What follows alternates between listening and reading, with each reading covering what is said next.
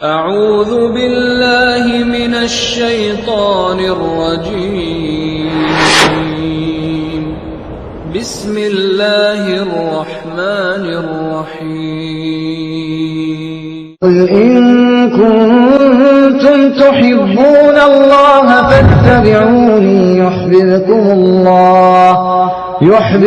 الله ويغفر لكم ذنوبكم والله غفور رحيم. قل أطيعوا الله والرسول فإن تولوا فإن الله لا يحب الكافرين. الجاليات بشرق جدة، حيا الله الشيخ، حياكم الله وبياكم، أهلا وسهلا في هذا الملتقى الدعوي، جزاكم اللہ خیر. ہم تہ دل سے ہمارے مدیر محترم فضیلت الشیخ بخیت الزہرانی حفظہ اللہ، جو مکتب جالیات شرق جدہ کے مدیر ہیں، ان کا تہ دل سے اس اردو کے پروگرام میں ہم استقبال کرتے ہیں. انشاءاللہ جو لوگ سوالات کے صحیح جواب پہلی تقریر کے دیے ہیں، اور انشاءاللہ ابھی دوسری تقریر ہوگی، پھر تیسری اور پھر چوتھی، ان تمام سوالات کے صحیح جواب دینے والوں کو انشاءاللہ شیخ محترم جو مدیر ہیں اور صدر ہیں اس جلسے کے، شیخ بخیت الزہرانی حفظہ اللہ، ان کے ہاتھوں سے انشاءاللہ انعامات دیے جائیں گے. جزاک اللہ. جیسا کہ نماز سے پہلے آپ کو بتایا گیا، یہ دوسری نشست کا آغاز ہو رہا ہے بغیر کسی تاخیر کے. انشاءاللہ اب آپ کی خدمت میں فضیلت الشیخ صغیر احمد عمری حفظہ اللہ. آپ کا تعلق انڈیا سے ہے، مہاراشٹرا معروف صوبہ ہے انڈیا کا، وہاں سے آپ کا تعلق ہے، اور انڈیا کے ہندوستان کے ایک بہت قدیم اور معروف ترین ادارہ جامعہ دارالسلام عمر آباد سے آپ کی فراغت ہوئی ہے، اور یہاں جدہ میں کافی عرصے سے مختلف پروگراموں میں اللہ کے فضل و کرم سے شیخ صغیر نے شرکت کی ہے، اور اپنے خصوصی انداز سے اپنی علمی باتوں سے لوگوں کو مستفید کیا ہے. تو میں بغیر کسی تاخیر کے شیخ محترم شیخ صغیر احمد عمری حفظہ اللہ کو دعوت دے رہا ہوں آپ کے موضوع کو پیش کرنے کے لیے. حالات بدلتے ہیں مگر ابتدا یا آغاز کہاں سے؟ فلیتفضل مشکورا ماجورا.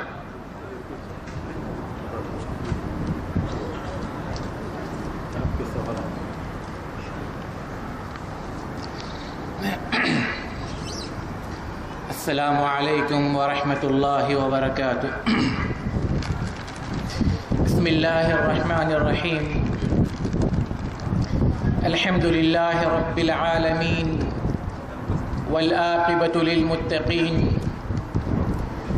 والصلاة والسلام على اشرف الانبیاء والمرسلین نبینا محمد وعلى آلہ واصحابہ اجمعین ومن تبعهم بإحسان إلى يوم الدين. أما بعد،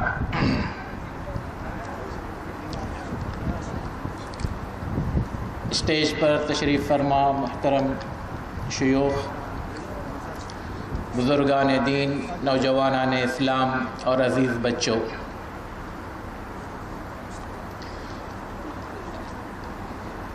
جیسے کہ ابھی آپ نے سنا، جس عنوان کے تحت مجھے کہنا ہے وہ ہے حالات بدلیں گے، آغاز کہاں سے ہو. عام طور پر میں مایوسی کی بات کرنے اور سننے کو پسند نہیں کرتا، لیکن میری آنے والی باتوں کی تمہید بدقسمتی سے مایوسی سے کرنی پڑ رہی ہے. آج جن حالات سے ہم دوچار ہیں، عالم اسلام کا جو حال ہے ہم سب سے ڈھکا چھپا نہیں ہے. ہر آنے والا دن پچھلے دن سے بڑا مایوس کن اور دل شکن ثابت ہو رہا ہے. امت مسلمہ کی حالت دن بدن بد سے بدتر ہوتی جا رہی ہے، جبکہ میرے اور آپ کا ایمان یہ ہے ہم اپنی نمازوں میں دن میں کم از کم 17 رکعتوں کی ہر رکعت کے دونوں سجدوں میں یہ دعا پڑھتے ہیں سبحان ربی الاعلی، میرا رب بلند ہے۔ اسلام کے بارے میں ہم یہ کہتے ہیں کہ الاسلام یعلو ولا یعلا علیہ، اسلام ایک ایسا دین ہے جس کے حصے میں صرف بلندی ہی بلندی ہے، کامیابی ہی کامیابی ہے۔ لیکن آج اس کا حال کیا ہے؟ اور میں اور آپ جس امت کا ہمیں لقب دیا گیا امت مسلمہ، اس امت کے بارے میں کہا گیا انتم الاعلون ان کنتم مؤمنین، تم سر بلند ہو کر رہو گے اگر تم مومن رہو۔ ہمارا اسلام آج بھی سر بلند ہے، ہمارا رب سر بلند ہے، لیکن امت کے حالات اس قدر پست کیوں؟ کیا ہو گیا ہے امت مسلمہ کو؟ کس نے ہمارے شاندار ماضی کو حال کی تاریکیوں میں گم کر دیا؟ یہ مصیبتیں، یہ پریشانیاں، یہ حالات کیوں کرائی؟ ایسا ہی ایک سوال صحابہ نے کیا تھا جنگ احد میں، جب کامیابی ناکامی میں بدل جاتی ہے، جیت قریب قریب، اس کو ہار تو ہم نہیں کہیں گے لیکن ہار کے قریب تک جب حالت پہنچی، جبکہ جنگ بدر میں انہوں نے عظیم الشان کامیابی حاصل کیا تھا، تو جنگ احد میں جب یہ سوال کیا فَأَنَّا هَذَا، اے اللہ آج ہمارے ساتھ یہ حال کیوں ہوا؟ کل کی ایک کامیاب قوم کیوں شکست سے دوچار ہوئی؟ کیوں مسلمانوں کے 70 صحابہ شہید ہو گئے؟ تو قرآن مجید نے اس کا بڑا مختصر اور بڑا ہی آسان سا جواب دیا، قُلْ هُوَ مِنْ عِنْدِ أَنفُسِكُمْ إِنَّ اللَّهَ عَلَى كُلِّ شَيْءٍ قَدِيرٌ، اے لوگو یہ تمہاری اپنی نافرمانیوں کی وجہ سے ہوا۔ اللہ کے رسول صلی اللہ علیہ وسلم نے اس بازو والے پہاڑی پر جب صحابہ کو کھڑا کیا کہ تم یہاں سے ہٹنا نہیں، جو تیر انداز تھے تم یہاں سے ہٹنا نہیں، لیکن چوک ہو گئی صحابہ سے، ایک غلط فہمی کے تحت جب وہاں سے ہٹ گئے تو ان کی کامیابی ناکامی میں بدلی۔ تو مطلب یہ مصیبتیں کہاں سے آتی ہیں؟ ہماری اپنی نافرمانیوں سے مصیبتیں آتی ہیں، ہماری اپنے کرتوت سے یہ مصائب، یہ مشکلات آتے ہیں۔ اللہ تبارک و تعالی قرآن مجید میں فرماتا ہے ظہر الفساد فی البر والبحر بما کسبت ایدی الناس، یہ فساد یہ تمہارے اپنے کرتوت کا نتیجہ ہے، یہ تمہارے اپنے کیے کی سزا ہے۔ اور فرمایا وما اصابکم من مصیبت فبما کسبت ایدیکم، جو کچھ تمہیں ہوتا ہے یہ تمہارے اپنے ہاتھوں سے، تمہارے اپنے کرتوت سے ہوتا ہے۔ اور ایک اس سے ہٹ کر ایک دوسری چیز کی طرف بھی نشاندہی کی جس کی آج امت بڑے پیمانے پر شکار ہوئی ہے، وہ ہے آپسی تنازع، اختلاف۔ قرآن نے صاف الفاظ میں کہا تھا دوستو وَلَا تَنَازَعُوا فَتَفْشَلُوا وَتَذْهَبَ رِيحُكُمْ، کہ اے لوگو اپنے اندر اتحاد اور اتفاق پیدا رکھو، آپس میں ایک دوسرے کے دامن سے مت کھیلو، اختلافات اور لڑائی جھگڑے میں مت اپنے آپ کو ملوث کرو۔ آج امت کی اکائی کو اتنا بانٹا گیا کہ شاید ابلیس کو بھی اتنی توقع نہیں تھی کہ امت اتنا بڑھ جائے گی۔ تو ہمارا یہ بٹ جانا یہ مصیبتوں کو دعوت دینا ہے، اور جو کچھ ہم دیکھ رہے ہیں ہمارے اپنے حالات کی وجہ سے۔ ویسے یہ جو حالات بدلتے ہیں بسا اوقات اللہ تبارک و تعالیٰ کی آزمائش بھی ہوتی ہے. نیک لوگوں پر بھی یہ حالات آ سکتے ہیں, صحابہ پر بھی یہ حالات آئے, لیکن وہاں پر ان کا یہ امتحان ہوتا ہے, وہ سزا نہیں ہوتی. اللہ تبارک و تعالیٰ نے فرمایا بسم اللہ الرحمن الرحیم الف لام میم احسب الناس ان يتركوا ان يقولوا آمنا وهم لا يفتنون ولقد فتنا الذين من قبلهم فليعلمن الله الذين صدقوا وَلَيَعْلَمَنَّ الْكَاذِبِينَ, کہ ہم سچے اور جھوٹوں میں تمیز کرنے کے لیے, ان کی پہچان کرنے کے لیے, ان کو پرکھنے کے لیے بھی ان حالات سے دوچار کرتے ہیں. محترم ساتھیوں, یہ حالات ہمارے پاس, ہمارے ارد گرد میں جہاں کہیں بھی ہیں. کیا ہم مایوس ہو جائیں؟ کیا ہم امید کی کرن یا امید کی آس نہ لگائیں؟ ایسا نہیں ہے. میرے اور آپ کا عقیدہ اور یہ ایمان ہونا چاہیے کہ غلبہ اللہ تبارک و تعالی کا, غلبہ اسلام کا ہے, غلبہ امت مسلمہ کا ہے. ہمارا ایمان ہم درست کر لیں, حالات کتنے بھی بدلیں, حالات کتنے ہی سنگین کیوں نہ ہو, یہ اندھیری رات صبح میں بدلنے والی ہے انشاءاللہ ثم انشاءاللہ.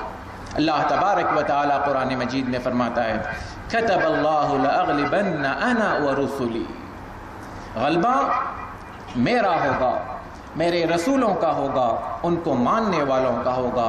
انا لننصر رسلنا والذین آمنوا, یہاں پر ایک گروہ کا اضافہ کر دیا, اللہ کے ساتھ, رسولوں کے ساتھ مومنوں کا غلبہ ہوگا. اور اللہ تبارک و تعالی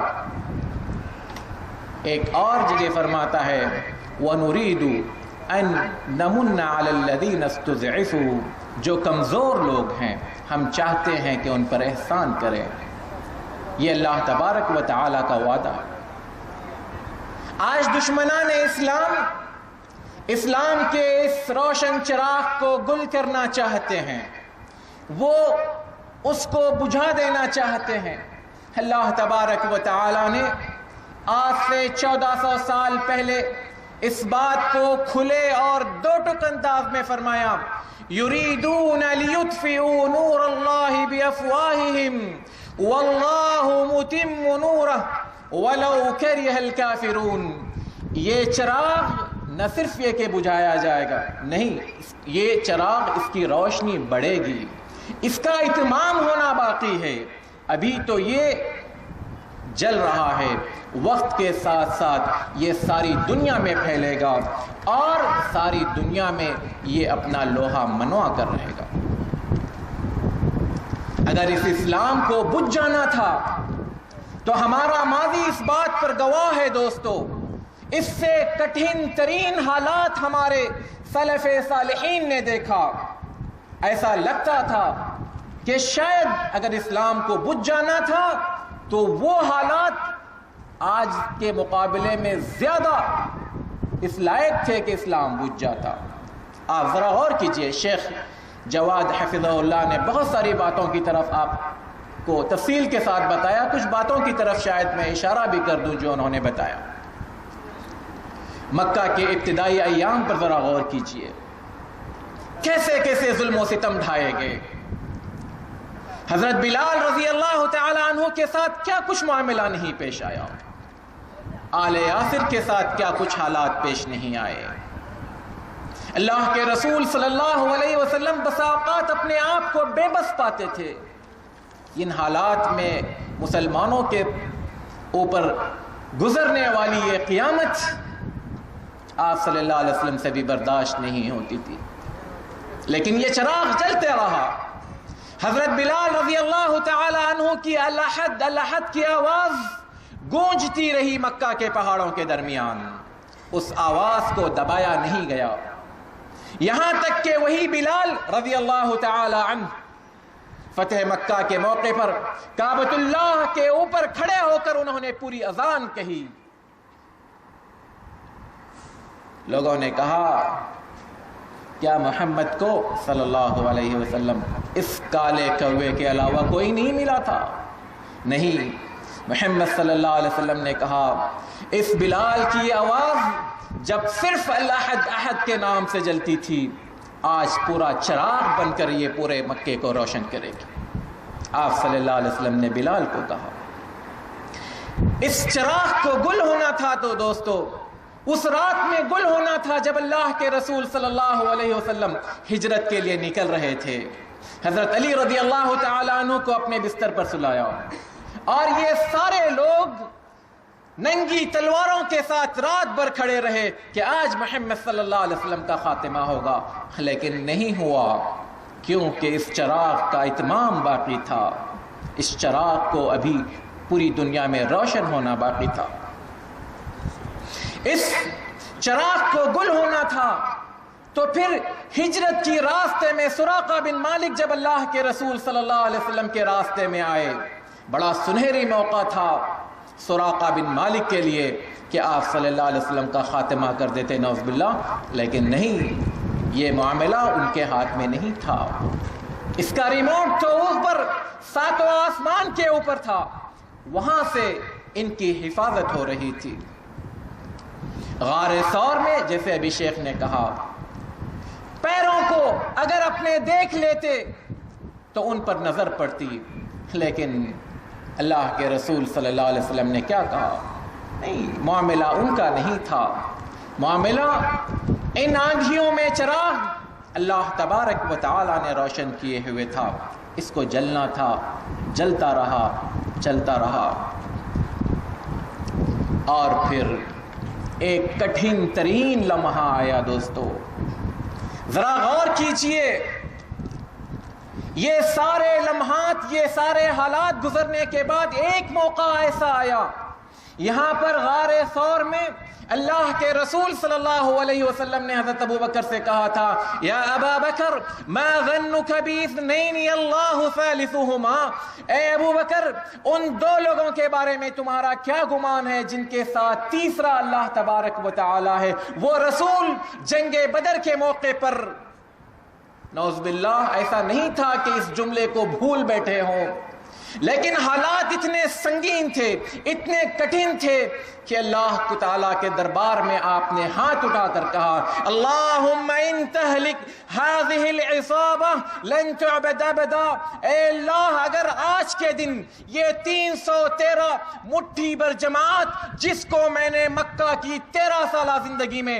اور مدینے کی 2 سالہ زندگی میں اپنا خون پسینہ دے دے کر میں نے سینچ کر اس کو بنایا ہے، اس چمن کو میں نے سجایا ہے، اگر آج یہ ٹوٹ جاتا ہے، اگر یہ چمن بکھر جاتا ہے، یہ چراغ گل ہو جاتا ہے، تو اے اللہ تیری کوئی عبادت کرنے والا نہیں ہوگا۔ ذرا ان الفاظ کو غور کر کے دیکھیں کہ آپ صلی اللہ علیہ وسلم بھی وقتی طور پر یہ سوچ رہے تھے کہ پتہ نہیں کل کیا حالات ہونے والے، لیکن حالات مسلمانوں کے حق میں رہے، اللہ تبارک و تعالی نے ان کی حفاظت کیا۔ لیکن یہ حالات کب بدلیں گے دوستو؟ کیا صرف ہم اللہ کے وعدوں پر بھروسہ کریں گے؟ کیا صرف اللہ تبارک و تعالی سے امید لگائیں گے؟ صرف حسن ظن سے کام لیں گے جیسے کہ شیخ نے آپ کے سامنے رکھا اور اس سے متعلق سوال بھی کیا گیا؟ نہیں، اللہ کے وعدے جن لوگوں کے ساتھ میں ہیں ان کے بارے میں قرآن نے وضاحت کر دیا ہے وَلَقَدْ كَتَبْنَا فِي الزَّبُورِ مِن بَعْدِ الذِّكْرِ أَنَّ الْأَرْضَ يَرِثُهَا عِبَادِيَ الصَّالِحُونَ عِبَادِيَ الصَّالِحُونَ، میرے نیک بندوں کے حوالے میں کروں گا اس زمین کو۔ اور سورہ نور میں اللہ تبارک و تعالی نے تفصیل کے ساتھ فرمایا وَعَدَ اللَّهُ الَّذِينَ آمَنُوا مِنْكُمْ وَعَمِلُوا الصَّالِحَاتِ لَيَسْتَخْلِفَنَّهُمْ فِي الْأَرْضِ كَمَا اسْتَخْلَفَ الَّذِينَ مِنْ قَبْلِهِمْ وَلَيُمَكِّنَنَّ لَهُمْ دِينَهُمُ الَّذِي ارْتَضَىٰ لَهُمْ وَلَيُبَدِّلَنَّهُمْ مِنْ بَعْدِ خَوْفِهِمْ أَمْنًا يَعْبُدُونَنِي لَا يُشْرِكُونَ بِي شَيْئًا. پہلے آیت نے صالحین کہا، یہاں پر اللہ تبارک و تعالی نے وعدے کیے، لیکن آخر میں دو باتیں کہی، یعبدوننی، اکیلے میرے ذات کی عبادت ہوگی، اور دوسری بات فرمایا لا یشرکون بی شیئا، میرے ساتھ ذرا برابر شرک نہیں ہوگا.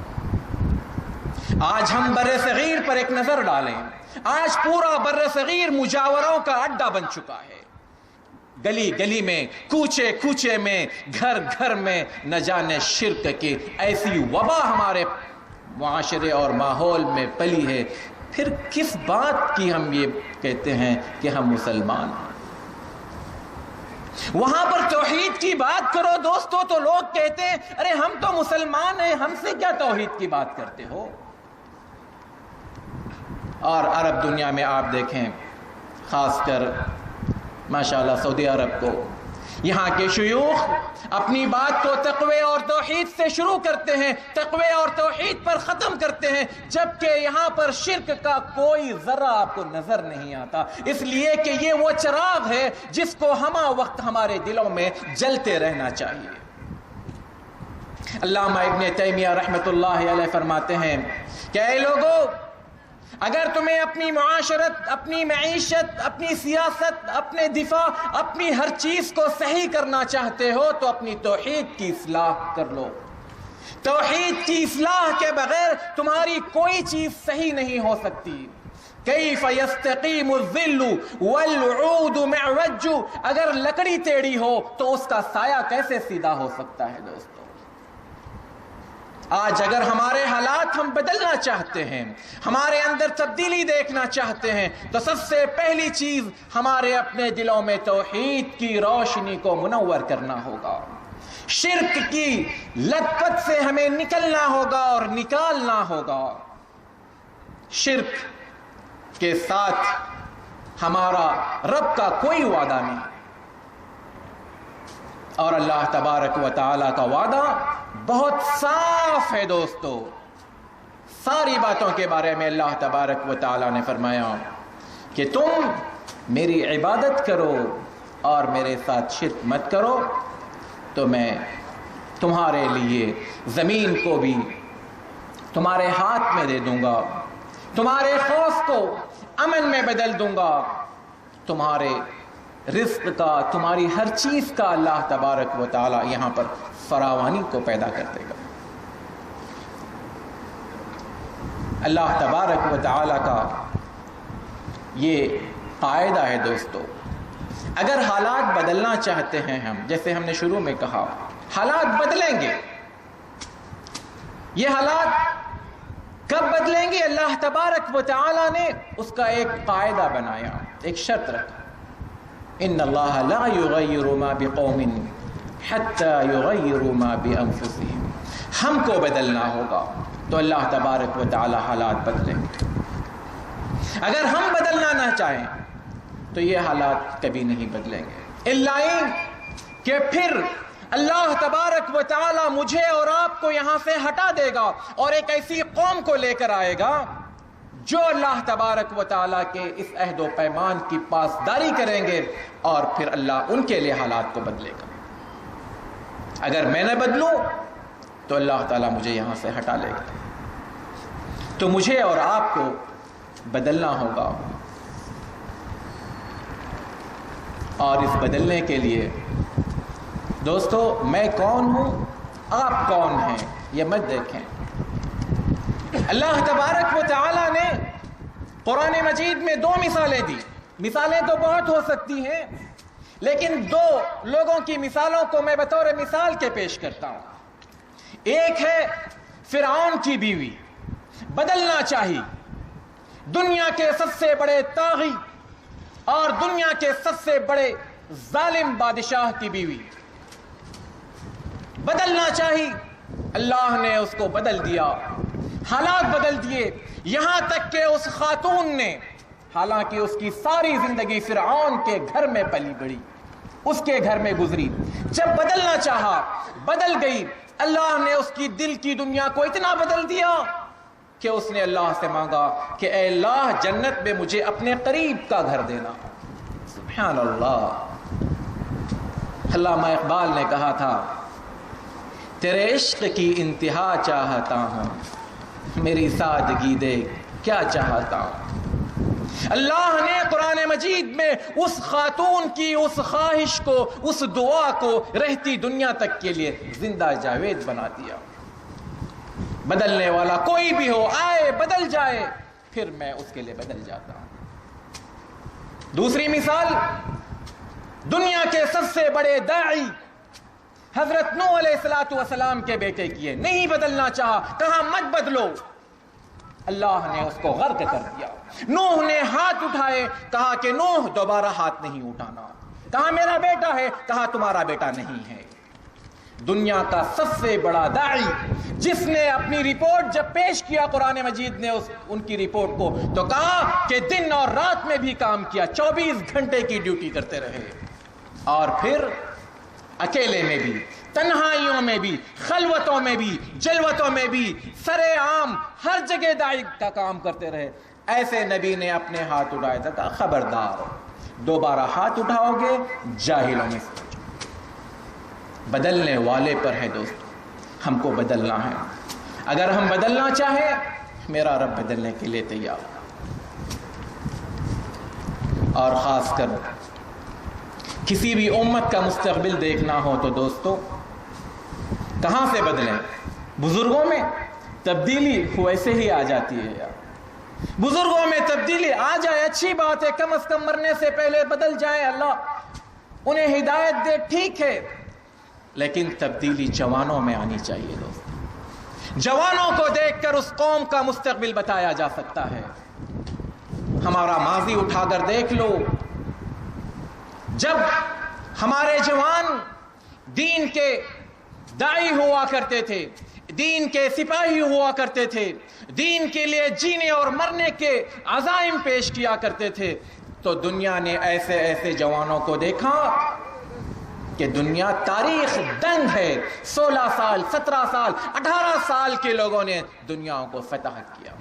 خود اللہ کے رسول صلی اللہ علیہ وسلم کو دیکھیے، آپ صلی اللہ علیہ وسلم کے آخری ایام ہیں، اور امت کا دفاع حضرت اسامہ بن زید رضی اللہ تعالیٰ عنہ کے حوالے کیا، جبکہ حضرت اسامہ بن زید کی عمر صرف 17 سال کی تھی۔ صحابہ نے اعتراض بھی کیا، جس فوج میں صدیق و فاروق ہوں، عثمان و علی رضی اللہ عنہم اجمعین ہوں، اس کا سپہ سالار حضرت اسامہ بن زید 17 سال کا ایک نوجوان، کہا کہ ہاں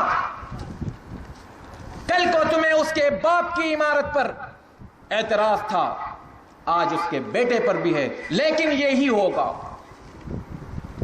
اللہ کے رسول صلی اللہ علیہ وسلم کا انتقال ہوا، حضرت ابوبکر صدیق رضی اللہ تعالی عنہ خلیفہ بنے۔ لوگوں نے پھر صدیق سے کہا، صدیق اب تو سپہ سالار کو بدلو، کمانڈر ان چیف کو تبدیل کرو، کسی سینئر کو رکھو، کسی بڑے کو رکھو۔ یہ نوجوان جس کی ابھی مسیں بھی نہیں بھیگی ہیں، وہ امت مسلمہ کا دفاع کرنے کے لیے چلا۔ صدیق نے کہا، مجھ میں وہ ہمت نہیں کہ جس کو اللہ کے رسول صلی اللہ علیہ وسلم نے سپہ سالار بنایا ہے، میں اس کو بدل نہیں سکتا۔ آج ہمارا نوجوان کیا کرتا ہے؟ ہمارے نوجوان کے خواہشات کیا ہیں؟ ہمارے نوجوان کی ترجیحات کیا ہیں؟ ہمارے نوجوانوں کی مصروفیات کیا ہیں؟ ہمارے نوجوانوں کا آئیڈیل کون ہے؟ کیا کر رہے ہیں ہمارے نوجوان؟ تو جوانوں، ہم اپنے نوجوانوں میں اگر یہ تبدیلی لائیں تو پھر کسی میں یہ ہمت نہیں ہوگی کہ ہماری طرف میلی آنکھ سے بھی دیکھ سکے۔ لیکن چونکہ ہمارا جوان مایوس اور خود ان کی صفوں میں کھڑا ہو، اسلام کے خلاف وہ زبان کھولتا ہو، تو پھر اس امت کے بارے میں ہم کہاں کوئی اچھی امید رکھ سکتے ہیں؟ تو دوستو، مجھے اور آپ کو سب سے پہلے بدلنا ہوگا، اپنے نوجوانوں میں تبدیلی لانی ہوگی، اور سب کچھ ہمیں اسلام کے حوالے سے سوچنا ہوگا۔ اور خاص کر اگر سب سے قیمتی چیز آج میرے اور آپ کے پاس ہے تو وہ وقت ہے، اسلام کے لیے وقت دینا ہوگا، اسلام کو سیکھنے کے لیے وقت دینا ہوگا، اسلام کو سمجھنے کے لیے وقت دینا ہوگا، اسلام کی دعوت و تبلیغ کے لیے وقت دینا ہوگا۔ جب تک ہم اپنا قیمتی وقت اسلام کے لیے نہیں دیں گے، کوئی تبدیلی نہیں آئے گی۔ دوسری چیز، ہمیں ہماری عبادتوں کو بدلنا ہوگا دوستو۔ جب اللہ تبارک و تعالیٰ یہ کہہ رہا ہے کہ میں اپنی زمین کا وارث اپنے صالح لوگوں کو بناؤں گا، تو ہم اپنے آپ کو صالح بنائیں، ہماری صالحیت نمایاں ہو۔ آج ہم ذرا غور کریں، ایک نماز کو لیں، ہماری نمازوں کا کیا حال ہے؟ ہم صف سے آخر میں مسجد میں جانا چاہتے ہیں اور صف سے پہلے مسجد سے نکلنا چاہتے ہیں۔ تبدیلی چاہتے ہیں تو ہم اپنی نمازوں کو بدل لیں۔ کیسی نمازیں؟ جب مؤذن کہہ رہا ہو حی علی الصلاح حی علی الفلاح، تو مجھے اور آپ کو یہ سوچنا ہے کہ میری فلاح اور میری صلاح یہ دونوں اپنے وقت پر ہو، اور مجھے اپنا کام چھوڑ کر مسجد جانا چاہیے۔ خاص کر جب ہم مملکہ میں ہیں جہاں پر اذان کے پہلے دکانیں بند ہو جاتی ہوں، آفسیں بند ہو جاتی ہوں، سارے اسباب مہیا ہو، اس کے باوجود اگر میری نماز اذان کے ساتھ نہیں شروع ہوتی ہے، تو دوستو یہ ایک سوالیہ نشان بنتا ہے، کیوں میری نمازیں نہیں بدلتی؟ ہم کو بدلنا ہے۔ بڑی باتیں چھوڑ دیجئے، بڑی باتیں کب کریں؟ جب ہم سے یہ کام ہونے لگ جائیں۔ ہم جو کام کر سکتے ہیں وہاں سے اپنی شروعات کریں، جیسے کہ عنوان کا آغاز کہاں سے ہو؟ آغاز ہماری نمازوں سے ہو۔ حالات بدلیں گے۔ اگر میں صرف فرض پڑھتا تھا تو آج سے میں یہ عہد کروں کہ آج سے میں سنتیں پڑھوں۔ آج سے پہلے اگر میں صرف نماز کے بعد بغیر اذکار کے اٹھ جاتا تھا تو آج اذکار پڑھ کر اٹھوں، اذان کے ساتھ مسجد جاؤں، جو پڑھ رہا ہوں اس کو سمجھوں۔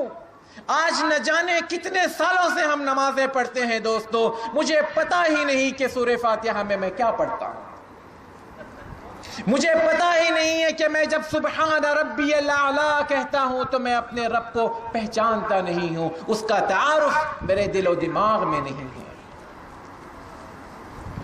میں سمجھوں تو صحیح، جو دعائیں میں نماز میں پڑھتا ہوں وہ پورے شعور کے ساتھ، پورے ہوش و حواس کے ساتھ، پوری سمجھداری کے ساتھ جس دن میں اپنی نمازیں پڑھنے لگوں گا، میرے دل کی دنیا اگر بدل جائے گی تو سمجھو حالات بدلنے شروع ہو جائیں گے۔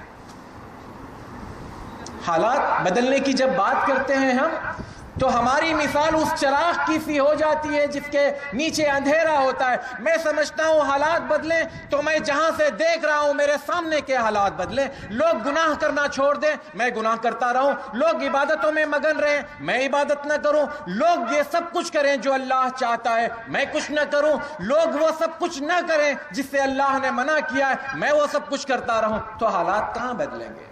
حالات بدلنے کا آغاز میں اپنی ذات سے کروں دوستو۔ خاص کر آج کے یہ کٹھن حالات جس میں ہر دوسرے دن آپ کے واٹس ایپ پر ایسے ویڈیو کلپ آتے ہیں جو آپ کا دل جلا دیتے ہیں، آپ کے رگوں پورے تن بدن میں ایک زہر اگلنے لگتے ہیں، آپ کے تن بدن میں خون میں ایک ابال آنے لگتا ہے۔ ایسے حالات میں آپ کو گھبرانے کی ضرورت نہیں ہے۔ اللہ کے رسول صلی اللہ علیہ وسلم کا اسوہ یہ تھا، حالات کتنے ہی سنگین ہو، نماز کی طرف چلے جاتے تھے، نماز سے سکون حاصل کرتے تھے۔ آج ہم نماز سے سکون حاصل نہیں کرتے، نماز کو چھٹکارا سمجھتے ہیں کہ ہم نماز سے چھٹکارا حاصل کریں۔ تو حالات بدلیں۔ ان حالات کے ساتھ آخر میں ایک مثال دے کر، وقت ہو رہا ہے، میں ایک مثال دے کر اپنی بات کو ختم کرتا ہوں۔ دوستو، مجھے اور آپ کو گھبرانے کی ضرورت نہیں۔ حالات بدل جائیں گے، انشاءاللہ ضرور بدلیں گے، ہمارے حق میں بدلیں گے، لیکن مجھے اپنے آپ کو روشن کرنا ہے۔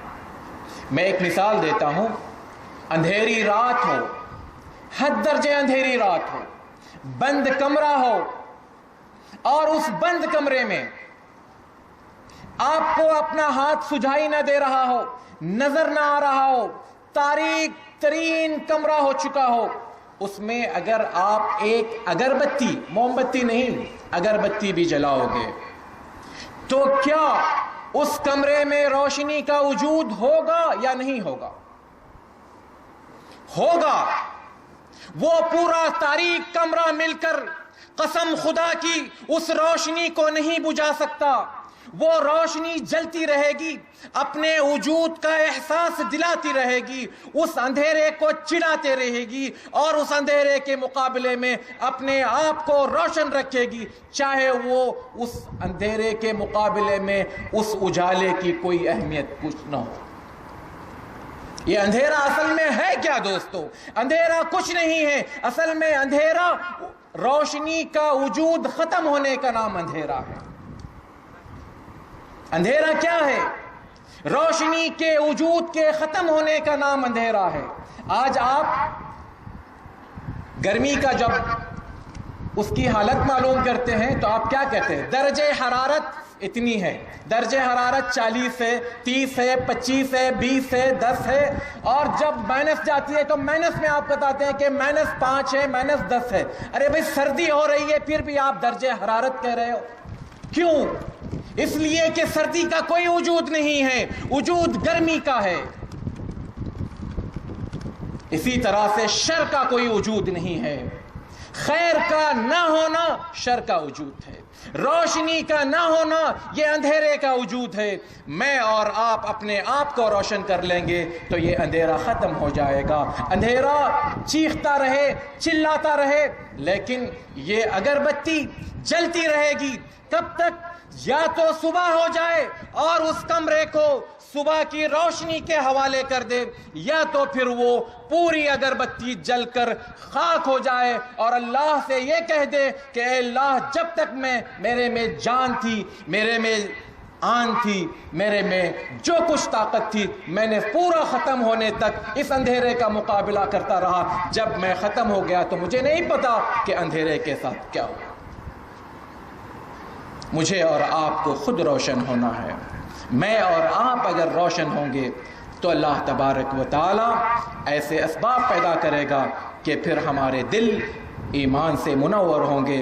اور آخری بات میں کر اپنی بات کو ختم کرتا ہوں۔ شیخ جواد صاحب حفظہ اللہ نے کافی تفصیل سے بات بتائی، میں اس کو تھوڑی سی بات اگر آپ کوئی بھی یہ شخص یہ کہے کہ فلاں بڑے صاحب نے آپ کو یاد کیا تو آپ کیا کہو گے؟ ارے کیا بات ہے، فلاں نے مجھے یاد کیا۔ ذرا غور کیجئے، میں اور آپ اللہ تبارک و تعالیٰ کے ساتھ کیا سلوک رکھتے ہیں، ہمارا برتاؤ کیا ہے؟ شیخ نے کہا کہ اللہ کے رسول صلی اللہ علیہ وسلم کی وہ حدیث کہ اللہ تبارک و تعالیٰ فرماتا ہے جب بندہ اپنے دل میں مجھے یاد کرتا ہے تو میں اپنے دل میں اس کو یاد کرتا ہوں۔ مجھے بتائیں ہم اللہ کو کتنا یاد کرتے ہیں؟ اللہ کے رسول صلی اللہ علیہ وسلم نے حضرت عبداللہ ابن عباس رضی اللہ تعالیٰ عنہ سے فرمایا تھا، یا غلام انی اعلمک بکلمات احفظ اللہ یحفظ۔ آپ اپنی حفاظت چاہتے ہو تو اللہ کی حفاظت کرو۔ آج ہم اپنی حفاظت کے نہ جانے کیا کیا اسباب بنائے ہیں۔ ارے جو سبب اللہ کے رسول صلی اللہ علیہ وسلم نے دیا اس سبب کو اختیار کرو۔ احفظ اللہ یحفظ، احفظ اللہ تجدہ تجاہک۔ اللہ ہماری حفاظت کرے گا دوستو۔ جب تک ہماری حفاظت ہوگی، جب تک میں اللہ کو ذکر کرتا رہوں، اللہ کی حفاظت کرتا رہوں۔ آخر میں یہ بات اپنے لیے اور آپ کے لیے چھوڑ دیتا ہوں کہ ہم اللہ کے ذکر، اللہ کو یاد رکھیں، اور خاص کر ہماری نمازیں، صبح شام کے اذکار، ہمارے کردار کو ہم بہتر بنائیں، اپنے اندر تبدیلی لائیں۔ یہ دنیا بدل جائے گی، دنیا بدلے نہ بدلے، کم از کم میری دنیا بدل جائے گی۔ میں اپنے بارے میں پوچھا جانے والا ہوں، لہٰذا ہم دنیا کی فکر چھوڑ کر ہم اپنے اپنے تئیں سب کے سب بدلنے لگ جائیں گے تو یہ روشنی بڑھتی رہے گی۔ اللہ تعالیٰ مجھے اور آپ کو کہنے اور سننے سے زیادہ عمل کی توفیق عطا فرمائے۔ وآخر دعوانا ان الحمد للہ رب العالمین۔ جزاک اللہ احسن الجزاء۔ دنیا بدلے گی، بدلنے والا چاہیے۔ فضیلت الشیخ کی زبانی اب تک آپ سماعت فرماتے رہے، کیا آپ اپنے آپ کو بدلنے کے لیے تیار ہیں؟ اس کا مطلب آواز خفیف ہے، نہیں آ رہی ہے۔ کیا آپ اپنے آپ کو بدلنے کے لیے تیار ہیں؟ جب آپ بدلیں گے تو قوم بدلے گی، جب آپ سو جائیں گے تو قوم سو جائے گی۔ قوم کا وجود آپ سے ہے، ہم سے ہے۔ زور سے کہیے، کیا آپ اپنے آپ کو بدلنے کے لیے تیار ہیں؟ انشاءاللہ انشاءاللہ۔ آئیے آج کے اس درس کے تعلق سے جو چند سوالات ہیں۔ سب سے پہلا سوال، مصائب کب آتے ہیں؟ جی آئیے سامنے آئیے۔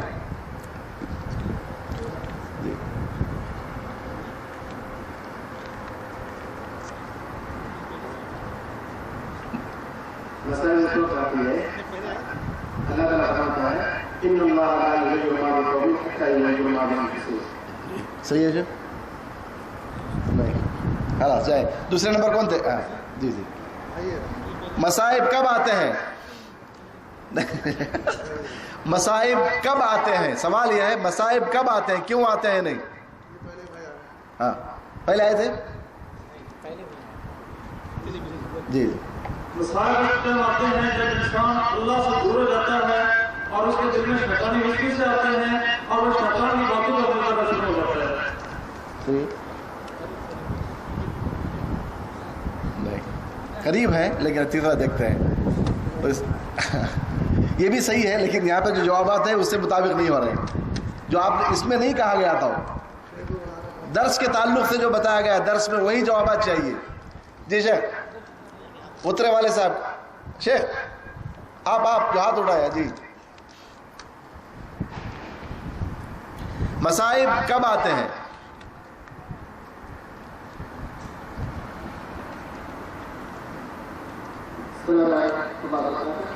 جس طرح شیخ نے بتایا تھا دلیل کے ساتھ کہ اللہ تعالیٰ کا قرآن میں ارشاد فرمایا وَمَا أَصَابَتْكُم مِّن مُّصِيبَةٍ فَبِمَا كَسَبَتْ أَيْدِيكُم وَيَعْفُو عَن كَثِيرٍ۔ کہ مصیبتیں جب آتی ہیں جب انسان گناہ کرتا ہے یا اللہ کے ساتھ شریک کرتا ہے یا نافرمانی کرتا ہے تو اس کے بدلے میں اللہ تعالیٰ احسنت احسنت جزاک اللہ خیر۔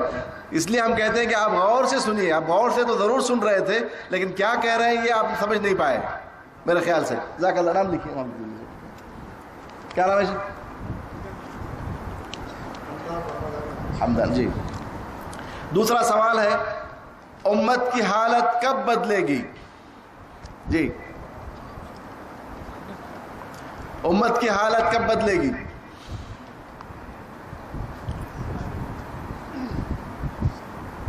السلام علیکم ورحمۃ اللہ وبرکاتہ۔ امت کی حالت جب بدلے گی جب ہم خود بدل جاتا ہے، اللہ تعالیٰ کا ناز قابو میں رکھتا ہے کہ جب وہ خود نہ بدل جاتا ہے۔ جی صحیح ہے، احسنت۔ کیا نام ہے؟ محمد نبی جی۔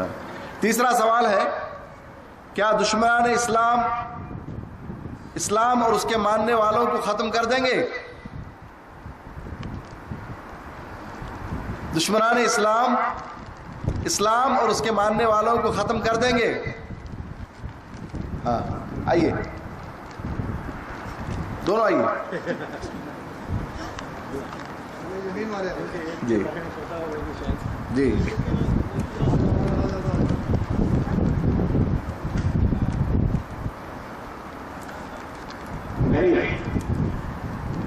دلیل